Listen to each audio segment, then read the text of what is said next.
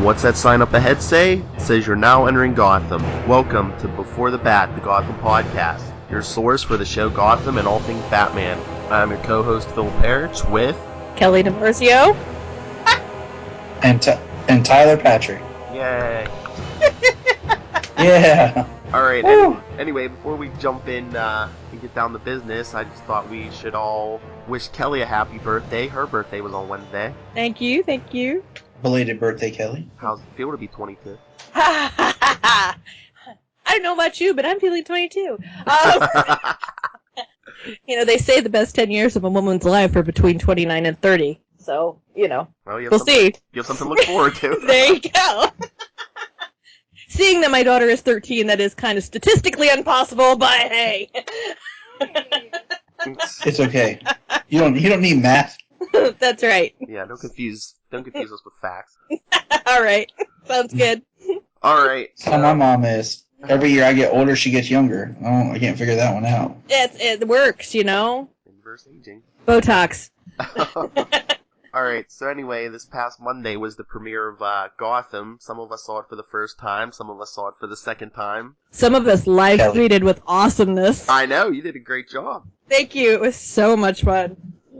We got some awesome fans out there. I know. That is awesome. And it was cool because the writers were interacting with everybody, too. That's awesome. We actually have a cast member from the show following us on our Twitter. That's awesome. I'm sure we can give them all our Twitters later so they can follow us, too. Oh, yeah, at the end of the show. Yeah, because we're fun.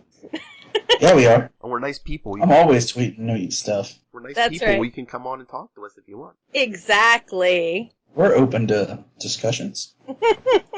So, what was everybody's, we'll go big and then we'll go down, but what was everyone's overall, feelings on the show? Well, I'll go first, that way we're not yelling at each other, and okay. Kelly, since it's your second time, you can double chime in. Get Sounds that good. Double. I was good with it. I mean, we'll break it down more later, but, it's definitely an interesting take, and like I've said before, when watching a show or a film of any kind of comic book material, I try to look at it like an Elseworld story or a graphic novel, so it's more self-contained. So I'm not trying to be as nitpicky. I mean, I'm pretty open to interpretation and some changes. Sometimes they're good, sometimes they're not. Sometimes they bother me because I feel they stray too far from the core of the character. But I'm keeping my mind open, and I'm just interested to see what they do with it. But I'm excited, so we'll talk more.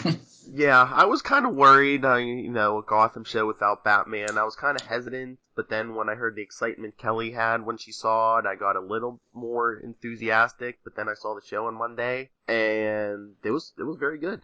I thought the cinematography, just from a purely TV critic point of view right now, the cinematography is fantastic. Oh, it was shot excellently. I've heard from so many people who said they loved how it looked. It has... Sorry. No, go ahead. It just has a nice feel. The look it was beautifully shot, the cinematography. I felt like it pulled directly from the Narrows cinematography from Wally Pfizer and Batman Begins, but had that Tim Burton-esque look from shots from Batman. So it had a very, this is real but surreal tone in the color contrast. Yeah, it's funny. That's just what I was going to say. I was going to say it looks like a movie. Yeah. It reminds me very much of Tim Burton's I remember going to see Batman in the theater, Yeah, me too. And I don't. I saw returns. I was like 11 when it came out. The original Batman came out.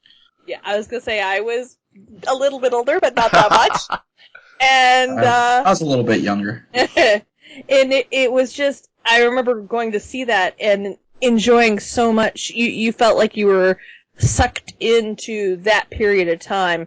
And I mean, other shows that have kind of tried to do that, we'll go back to the 90s Flash, if it's been a while since you've seen that, kind of sucking you into the same kind of time period, but yet, like, their wardrobe was up to date. It was really kind of odd because you had that juxtaposition, and then they meant for it to feel like that, Yeah.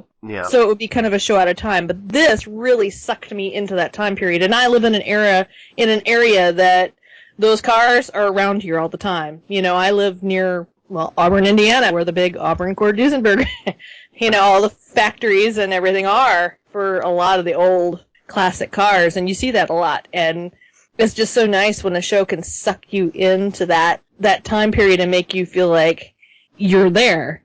Mm-hmm.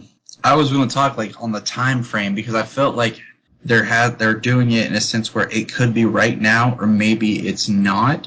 Yeah, because it's like you see like older cars, but like everyone has a cell phone but they're like flip phones. No one's ripping off the smartphone. Right. Yeah. The computers didn't seem to be that prevalent. So I mean, I don't know. Like I'm kind of interested by that because if they can make it feel timeless, I would like that. Because to me, the idea of like Gotham as the city, I always felt like Gotham was like a mixture of like London and New York, like this very old historical American city that's just got these layers and these layers to it, where it has that, where Gotham itself is a character. Right. It has that. It's dark. Like you always talk about the London fog and stuff like that. So I always kind of have that kind of thought in Gotham, and I'm like, if they can pull off a timeless frame to that kind of a city, it would be really unique to see. Yeah, I think it's going to be interesting when we see more of the city. I mean, we saw, certain locations and like the police precinct, the outside of the police precinct and the docks area. And, you saw a few, but it's still kind of hard to get a grasp on what the city looks like as a whole. Yeah, like exactly. Even the inside of the police station, you really didn't seem too high tech. You didn't see a lot of computers. Well, it reminds me of, there's a building in Fort Wayne that is very much in that style, and it's actually an old soda fountain in the room that I'm talking about in the building. The building is a bank that was Art Deco, 30s kind of era, and it reminds me very much of the inside of the police precinct. Huh. That's cool. Yeah. Yeah. But anyway, let's jump to characters. Tyler, you first. Who stood out to you? Who was your favorite character? My favorite character, I'm gonna go with the Penguin. I love Robin Lord Taylor's performance as the Penguin. I thought he brought a lot of energy and nailed the core of the Penguin, but also put a youthful edge. It's a character I think is neat because the Penguin's been just in the comics as like a crime boss, a businessman, an underlord. He has the different layers where he's in the public eye, but he's not always a villain in the public eye. Mm-hmm. And I think ever since Danny DeVito, like I've really longed for a new interpretation of the character. So I thought that was really cool because he was able to hit core characterisms and continue with something new that we haven't seen before. So I loved it. It was over the top at the right moment and then pulled back at the right moment.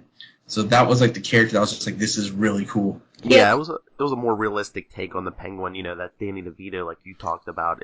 Danny DeVito seemed more like a mutant, that version. Yeah. And that was definitely Burton. Like that was Burton's idea to make him more animalistic, and it came for that. So I wasn't a huge fan of that interpretation of the Penguin. But our new Penguin really has the creepy factor. Yes. I really like that.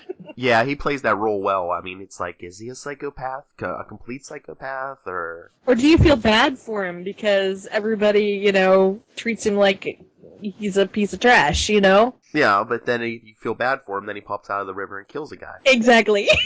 And eats his fish. Yeah. I thought what was interesting is like, in a lot of comics, the Cobblepots were a very wealthy family that was one of the founding, like if you ever read Gates of Gotham, was one of the 4 founding families. It was the Kanes, the Cobblepots, the Elliots, and the Waynes. Yeah. Mm-hmm. And I know that there's an upcoming episode where we meet Cobblepot's mom. So I'm really kind of interesting if they're going to have any kind of like we used to be a rich family or not, or if that's just going to be, he's just going to be more of a thug. Yeah, his backstory is going to be very interesting, I think, because you don't get to be that deranged overnight.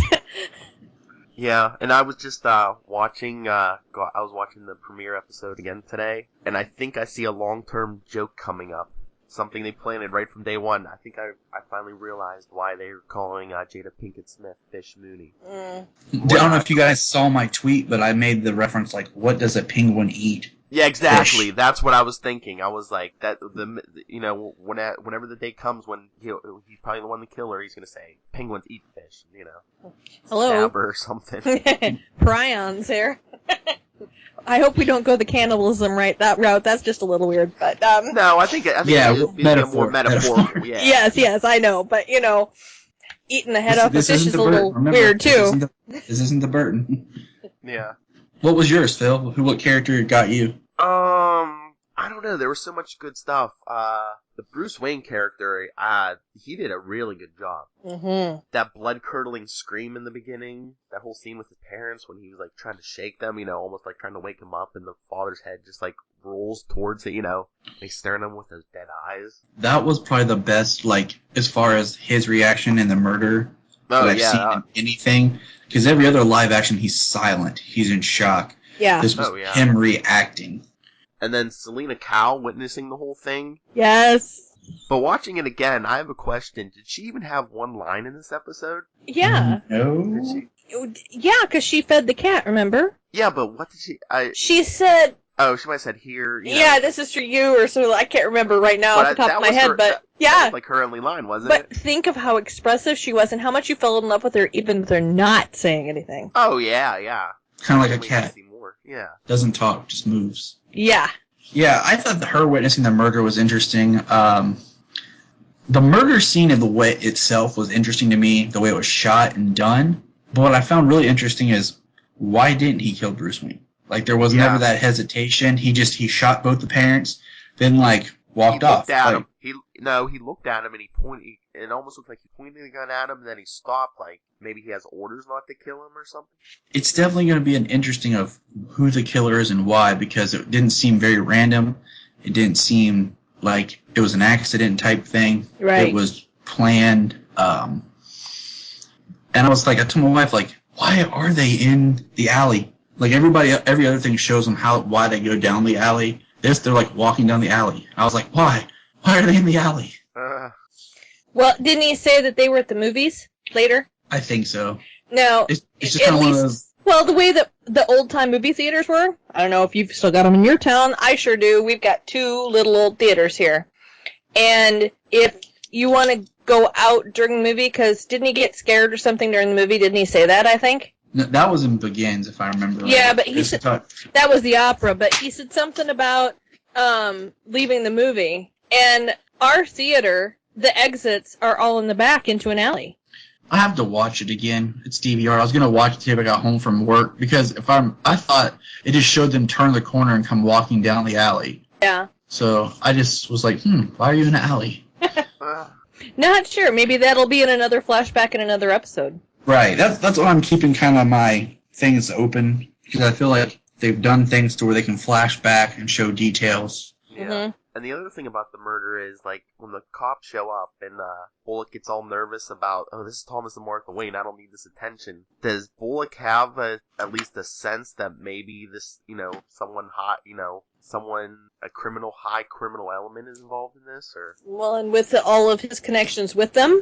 It's quite possible. Yeah. Or he just doesn't want press on him because if he gets press, he gets in the light, people might. Yeah. And then he may have trouble getting information from people, and there's lots of reasons. But my take on him is that he's a good part of the problem, at least at this point. Now let's talk about Bullock for a second. What do you guys think? First of all, of Bullock being a character in it, and then Dahl's performance. Oh, the performance was excellent. I guess my thought is I thought his performance was great, but the more I pondered on it, I kind of wish the character. Because I just watched the animated series. I just finished it up. So I always kind of pictured Bullock being a little younger because he's a detective when Batman is on. So I kind of was like, man, I kind of wish Bullock had been like a beat cop starting out. Like you could have met him at the beginning during that. Yeah. And then that was Flask as the detective. Or even a new character that was playing with the timelines, because Montoya didn't show up, until Batman was already in Gotham, until he was already Batman in Gotham for a few years. Exactly. So that's just me thinking, because it could have been a really cool new character they could have developed, but it'll work. I think they want to bring the familiar in, Mm-hmm. bring the fans, keep the fans comfortable somewhat. Well, my favorite characters were Selena Kyle, without a doubt, and I love that they brought her back and her curiosity about Bruce Wayne. On top of the gate at the end. That just, I have all kinds of ideas where that could go. And I love Alfred. Yeah. I enjoyed that different kind of take. He's the protector, but, he just... He's in over his head. The kid's on the roof of the house. Exactly. I'm hoping they go the MI6 route with Alfred's past. That could be fun. I don't know if you've ever read Jeff Johns' Batman Earth 1. Yeah. But in that, Alfred's met Bruce's father before, I think during the war, but he brings Alfred to be the head of security to his house. And it's the night when he gets murdered, and so Alfred's more of a tough person who then assumes the butler role to take care of Bruce. So I'd like to see maybe more of that style of an Alfred, and more harder. That way, and then that way more of the story can take place in Gotham, like him, Bruce convinces him to start training him. A lot of his training can come from Alfred then, instead of him having to leave Gotham. Mm-hmm. And it would make Alfred not, like, if you look at Alfred as a surrogate father, and you think, what surrogate father would let their child do this? But if Alfred's a military person with that kind of a mindset, and he looks at it like Bruce is preparing for his own kind of operation, I could see how and why Alfred would mentor that and be okay with that. Yeah, and Alfred could be like, I've lost people, I understand you need something in your life. Mm-hmm. I'm just not sure, though, from at least at this point, because he did seem kind of in over his head with young Bruce up on the roof. If he was a military guy, he wouldn't have any problem with that, and there would have been a command, and, But, Gordon was there, so... True. I mean, he had to, maybe he can't act the way he wants to. He put on a show for Gordon, yeah.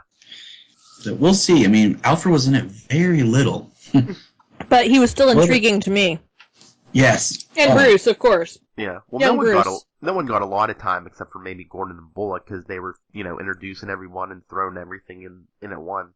Yeah. Well, and Fish Mooney. Yeah. What did you think about little quip of Edward Nygma? He was good.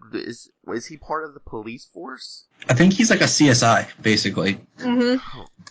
Yeah, he's like a forensic tech. But he's already trying to throw the riddles in. I love Bullock's like, no, shut up. I think he'll be great. I'm still kind of iffy about just him being there, being much older than I would like to see the Riddler in Batman's eyes. But in that little scene, I think he'll bring a very unique Riddler. I would like to see a good Riddler character, one who's not as over the top, kind of move away from the Frank Gorshin. Mm-hmm. Yeah, more like criminal mastermind. Yes. But yeah, because if he's working in the department, he's going to know all their procedures, all their, how to avoid. Oh yeah, he could already be working for somebody. Right. How to change the evidence, how to manipulate the scene. Exactly. Yeah, it could be very, very interesting. And, he's in a unique position to be able to give them information about what's going on currently, too, to evade the police. Yeah. Those who are actually, trying to do their job. But, Tyler, did you see, Kelly, I don't know if you're familiar with Poison Ivy, but, yep. I saw her. Yeah, everyone else, they seem to stick with the same names and everything, but... The Ivy Pepper. Ivy Pepper, yeah, that wasn't her real name. I don't know why they went that route. I saw a dude on Twitter who said if she becomes a doctor like she's supposed to, she would be Dr. Pepper. Actually, I have a friend his first name is Cayenne, and they all call him Dr. Pepper. So, it would be kind of neat if that wasn't who became Poison Ivy. Just like, because, she was just named Ivy, and she was hanging with plants, but it was just kind of like, okay. I guess you can see why she hates the police. That makes sense. But yeah, I wasn't, like, why can't they just call her Pamela? Like, yeah, why? Some of the promos, so I think it's supposed to be Poison Ivy. Well, it could be, too, that how common is the name Pamela anymore, really. Yeah. So they may be changing it to go with the times, too. Yeah, or unless she uses Pamela Isley as an alias later on or something. Or, who knows? I think the Batman Rose Gallery has a history of being altered, tweaked, rewritten more than any other characters. Well, yeah, you kind of have to, because some of them have been around for 70-some years. You have to modernize them. And...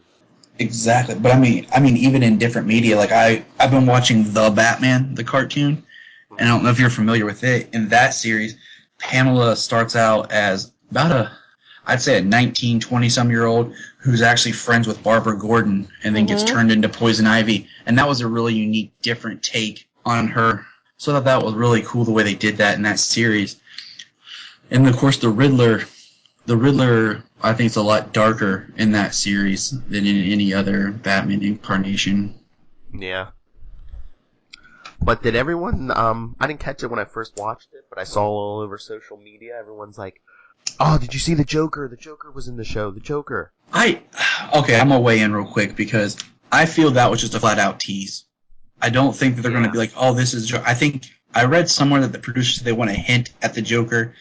I think it'll be one of those constantly going on debates they wanted to create with fans. They're like, oh, that's the Joker, that's this. And I'm like, yeah, I think if you're referencing the Killing Joke, you have more grounds for that discussion. Mm-hmm. But I don't know, man. I'm just not like 100% sold that's who he's supposed to be. I think it's just one of those, is that the Joker? Like, we're going to talk about it like we are right now. Yeah. And people are going to debate about it. So. I don't know. As a purist, if they want to bring him in pre becoming the Joker, maybe, but I don't want him to become full-on Joker, without Batman. Yeah, it doesn't work. I mean, it's like all Batman's villains are there ready, just waiting for him to show up in 10, 20 years. Because, the Joker is, the ultimate, chaotic force, and, you need Batman to stop him. What did you guys pick up? I didn't pick this up the first time because I wasn't familiar, but the fact that Montoya and her partner both have dual identities that, I can't remember how to pronounce his first name, but Alan, he goes on to become the third Spectre, and Montoya goes on to be the second Question. Yeah. See, I didn't realize that until I was doing some reading. Yeah, Crispus Allen and, Renee Montoya. So I thought she's the one who follows us on Twitter. Sweet. Cool. See, there we go. Yeah. What did you guys think about the Grundy Street reference, the 4th and Grundy? Oh, I didn't even catch that. Yeah, I did. I thought it was cool, just, out there, but I told my wife, man, if they would have said the corner of Lincoln and March, would have been so awesome. Throw in a little, Court of Owls reference there. Mm-hmm. No, not many people would have caught it, but I would have lost my junk. I told you, I love the Court of Owls story. I think it's great. Oh, yeah. I hope that they can pull something like that in Gotham because they're such a villain that's timeless. They're continual. Yeah. And they started so early in history. Yeah, they're already there. So, I mean, we kind of danced around it, but let's talk Jim Gordon. Love him. Oh, yeah, excellent acting. I think his story was written pretty well. I think he's got it. I think he would be a perfect young Jim Gordon. I like it. I like the character. I like him. I told my wife, I'm like, hey, remember we watched Batman Year One? She's like, yeah. I'm like, he did the voice of Batman in it, and now he's Gordon. That's...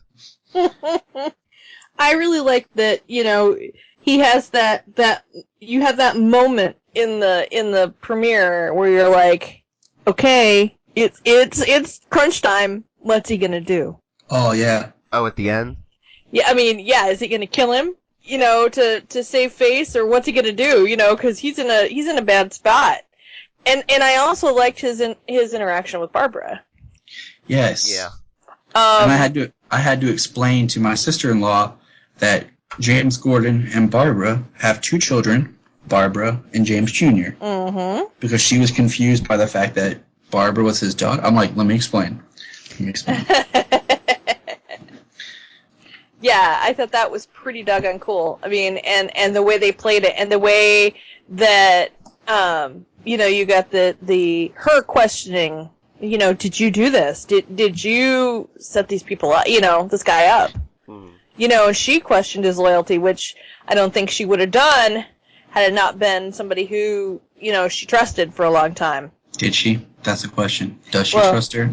Exactly. Or those seeds of doubt planted. For a reason. Exactly. Yeah, good question.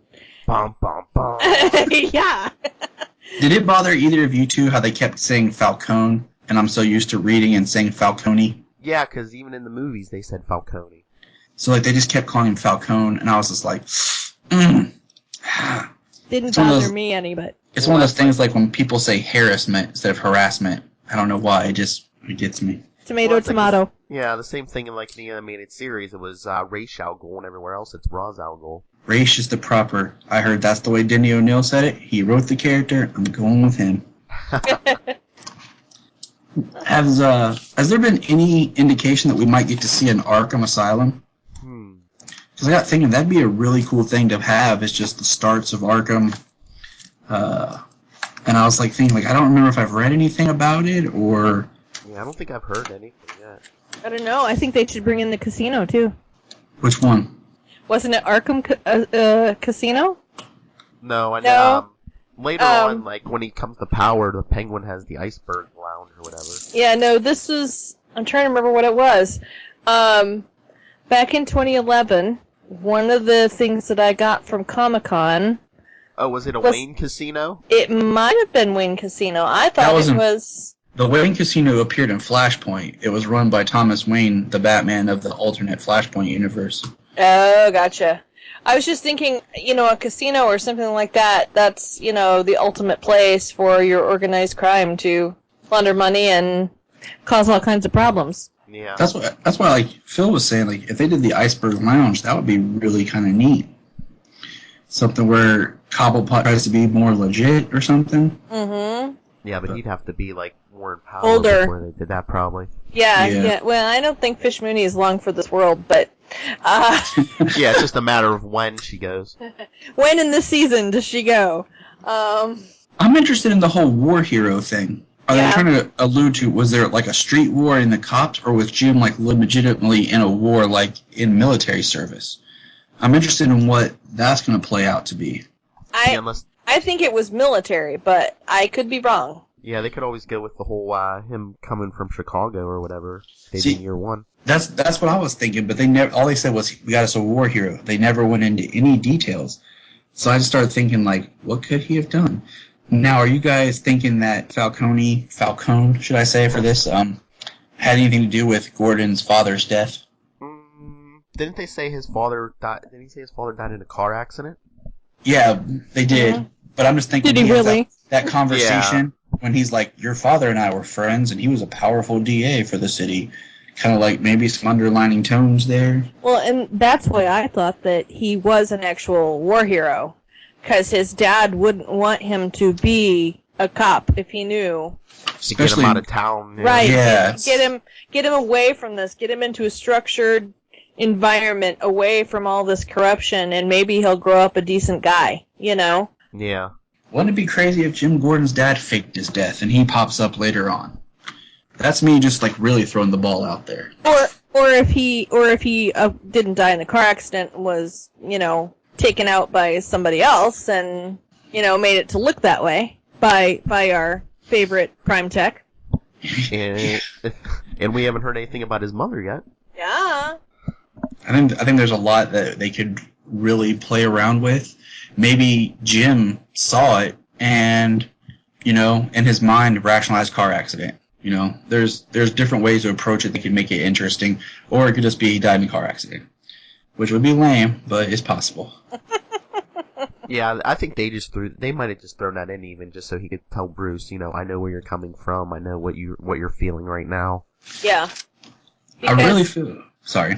Because if they were killed by, if they were murdered, he would have told him that. He really thinks that, because if he was murdered, then he would have even more to be in common with Bruce, and it could explain it even more, but... Yeah. I'm of the theory that Gordon figured out who Batman was, but has just never done anything about it. I think that if you build a solid relationship between... You have this scene of Bruce and Jim that...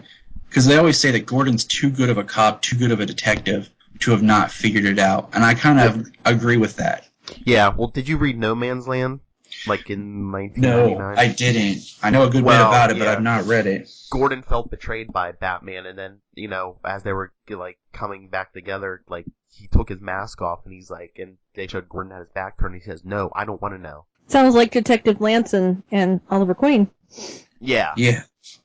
I don't want to know. The cops want to have that plausible deniability. You know, when you're asked, you know, who's under the mask, you can honestly say, I don't know. Well, and it doesn't matter because they're a symbol. Oh yeah. It was kind of like in the recent Batgirl, the war issue where she comes and Barbara's there, and it's the same kind of thing where she's taking off the mask and Gordon says the same thing to her. I don't want to know. After they've had this whole fight, he was like, I don't want to know who you are. And Barbara was like, so I think that, like you said, the deniability is what's there, even though I think at times Gordon, he knows. He just won't do anything about it. Well, he doesn't have any confirmation, so... And the other thing is, if he was ever captured or, you know, somebody tried to give him truth serum or whatever, he doesn't know for sure. That's a good analogy. That's a good thought. He doesn't have to stick a tack in his shoe, because he doesn't know for sure. I really like the fact that Gordon respects Bruce Wayne enough where he went to him and told him the truth and asked for his permission not to say anything. Yeah. Oh, yeah, he handed him his badge. He says, you know, here you go, you know, we go with my plan, or... That really pulls them closer together. And I think it'd be kind of neat to see, like, a young Bruce Wayne kind of mentored by Gordon, and then kind of he goes away. Mm-hmm. And then when he comes back is when we have the character Bruce Wayne. Yeah. But that's what I was even saying before. Do we think, you know, since this is a TV show, is he going to leave Gotham for any length of time, or is he going to get most of his training from Alfred? I think it would be very interesting to see if they do any kind of, like, they haven't set up for any kind of, like, time jumps or anything like that. I always thought between seasons. I always thought it'd be a neat storyline is like the young Bruce Wayne, like to where he's so super rich that he just decides, I'm out of school, I'm going to be home tutored, and he starts getting like tutors from around the world coming to him, but not just like educational tutors, like martial artists. I always thought it'd be very neat, like the idea that Bruce Wayne gets like acting lessons, so he can learn how to be not only the Batman persona but the Bruce Wayne persona. And he hires all these people in that come to his house to teach him a little bit at a time, and it's all like under the table. Mm-hmm. So there's never this like Bruce Wayne studied alchemy, Bruce Wayne studied physics, Bruce Wayne studied chemistry, and the same thing like I was liked in the animated series that he studied with Zatara, you know, how to be an escape act, how to do that. So I think that would be an awesome addition in the show. Sometime you meet a Zatara with his little daughter Zatanna. That would be perfect. That would be cool. So there's a lot to be done. I'm really excited. I thought it was a good start. I just want to see where they keep going. Yeah, if they bring in the circus anytime, that would be a perfect place for all that too. So it's just where are they going to go? What's their end goal? What's their map look like for the season? You know. Well, that's what they want to keep us guessing about. And I just hope it's structured well. I don't think it's going to be nearly enough Bruce Wayne, though. I don't think he should be in every episode. Maybe the first couple and then pull away, and then he pops up. I think if you focus too hard on him, you're going to lose more about Jim, and then we're going to want Batman. We're going to be like, okay, just give us Bruce Wayne, give us Batman. But if you can slowly fade him out to in the background, you can focus on Gordon and build your Gordon show. Yeah, but you could also do, kind of like a year one formula where you, like, kind of show them both, where, like, you just see Gordon getting pummeled by the crime and corruption and losing hope, and then, you know, switch to Bruce Wayne, you know, learning a new skill that week and becoming stronger, becoming more sure of himself. And that would be neat. I guess what I mean, like, the less of Bruce Wayne and Gordon's interaction. Yeah, they don't have to interact every week. So... I want Bruce and Selina to meet. I'm sure they probably will eventually. I think it would be. She's so curious about him. I mean, come on. She followed him back to a mansion where he lives alone with the butler. You don't think she's going to try to break in? Well, yeah. Well, isn't next week's episode called Selina Kyle? Yes. Yeah. So we're going to get something from there. We've seen there's some spoilery kind of pictures that came out from that too, but we'll see. Yeah, I try to avoid a lot of the pictures. Like production photos is one thing because sometimes you can interpret them however you want, but I try to avoid a lot of the pictures because I'm like I want to be surprised sometimes. Right. So.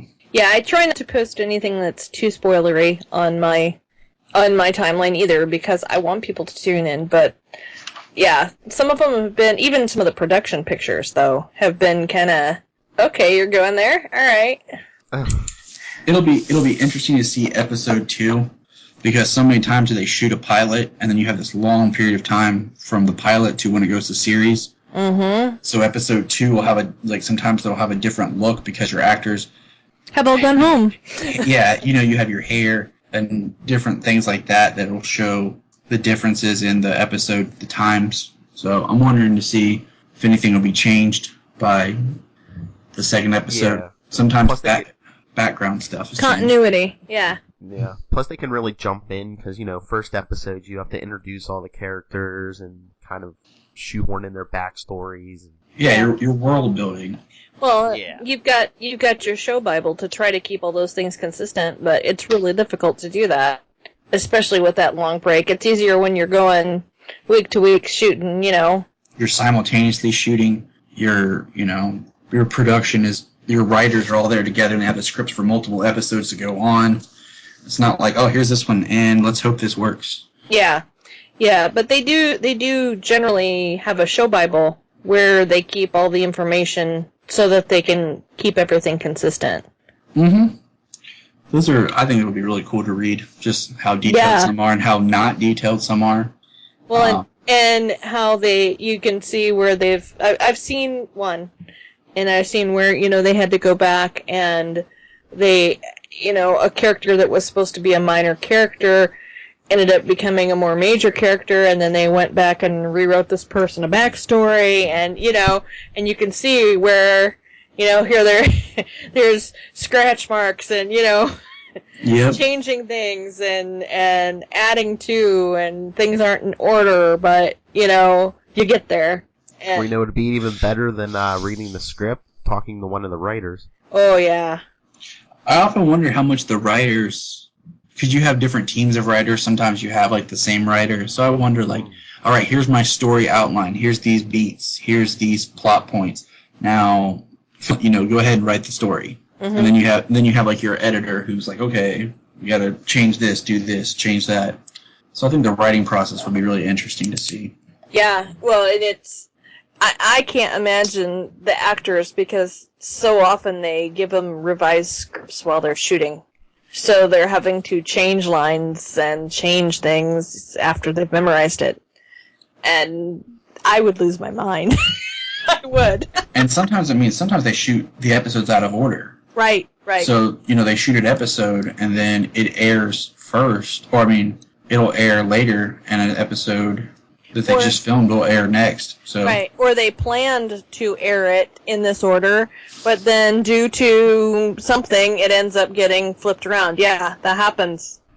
You were talking about Supernatural, they filmed, I remember, Jensen directed an episode, and it's going to be shown later on, but it was one of the first ones they filmed for this season, because just him plotting to be a director and do this before completely getting into the acting aspect. Right. And then back into character. Right. Hopefully they can keep the continuity of the storyline, though, if they have to do that. I think that next week, all three of us should do some live tweeting when we're watching Gotham. If we get, all watching on Monday. What do you think, Phil? I wish I could. I'll be logged on. I'll be there. You have a child coming. You'll understand in a few months. Yes. Yeah, I know. I know. I'll be manning the Batcave. It'll be cool because I'll be like, son, we're watching Batman. Well, we're watching Gotham. And he'll just look at me, and then he'll be quiet for that hour. Here's a pacifier. Here's your Batman pacifier. But I'll say, I'm superherostuff.com. I'm shopping. You know oh, yeah, what I'm saying? I love that place. Love it. In fact, now I found it, I think it's actually on Superhero Stuff, where they have the boxes, and you can choose whether you want a Marvel box or a DC box delivered to you every month. It's pretty awesome. I'm going to look into that. I already know that Halloween of 2015 is I'm Batman and he's Robin.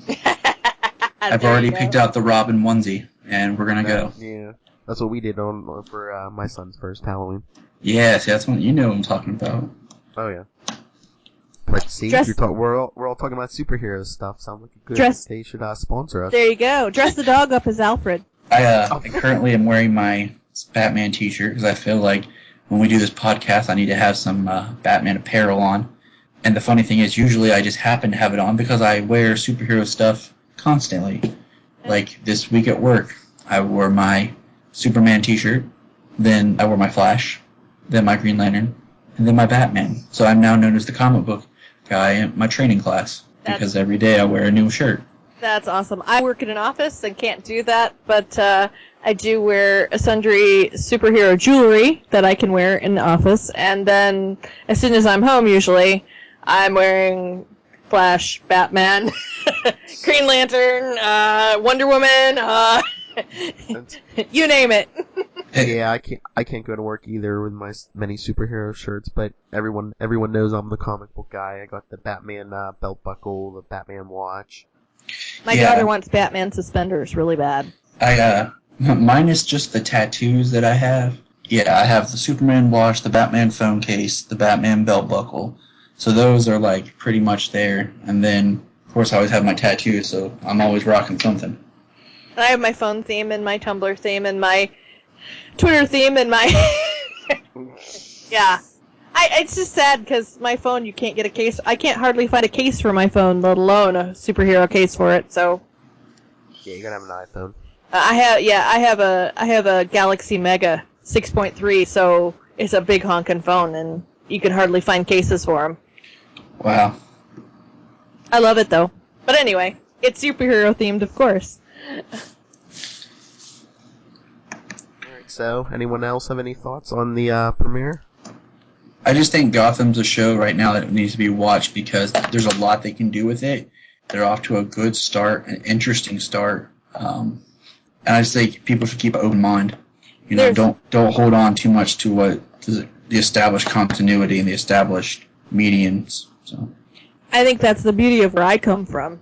You know, while I have read some of the comics, I'm just as even more so a TV person. So, you know, I'm blissfully ignorant of a lot of these things. So, in a way, it's good for me because I don't have that baggage in the back of my brain niggling. But, you know, bothering me if there's something that's not exactly the way it is in the book. But I'm really enjoying it, and I really hope that we see a lot more little Easter eggs that I'm sure you guys will tell me about. In the scenery, the Flash is filled with them. So, oh yeah. I'm hoping that I couldn't believe I found some that Lilith didn't find. So, which is crazy. But I know. But I know that they're going to be in Gotham. It's just going to be finding those little references and watching these characters develop. And I think that's what's going to be the fun of is watching the transformations. Yeah. Has anyone got anything else? Watch Gotham. No. Yeah. And live tweet with Kelly Tuesday night. Yes. Monday night. And you can find me. I'll be at JTyPatrick. Tweet with me. My phone will be on because I'll be saying something. Well, and if you want to follow me on Twitter, my personal account, it is at SuperSquint. That's SuperSquint. It's a Bones reference. So, but I'll be on the Before the Bat Pod on Monday night tweeting with you all. Oh. And my personal Twitter is NightwingPDP on Twitter. Although let's go for this podcast. The email was beforethebat@gmail.com. Facebook Before the Bat, the Gotham Podcast. Like Kelly said, Twitter is at Before the Bat Pod. And we have new Instagram and Tumblr pages that we share with my other podcast, the Flash Arrow Power Hour podcast. The Instagram is Before the Bat _Flash Arrow Pod. Tumblr is Before the Bat /Flash Arrow Pod. People will find us. Yes. We're out there. Yes, and I also write a weekly blog on Southgate Media Group, the Bat Fan Cave. This week's I just wrote that should be up probably around the same time as this podcast is about Jim Gordon, so check it out. Awesome. Sounds good. See you next week, everyone. Same bat time, same bat channel. Same bat podcast. The Gotham Podcast. Very good. If you would like to donate to help pay for this and other Southgate Media Group podcasts, simply go to our website, southgatemediagroup.com, and click on the donate button. It can be as little as $1 or, well, as much as you want. Help keep this fun going by supporting this and our other shows. Thanks again for listening, everyone. You're the best fans in the world.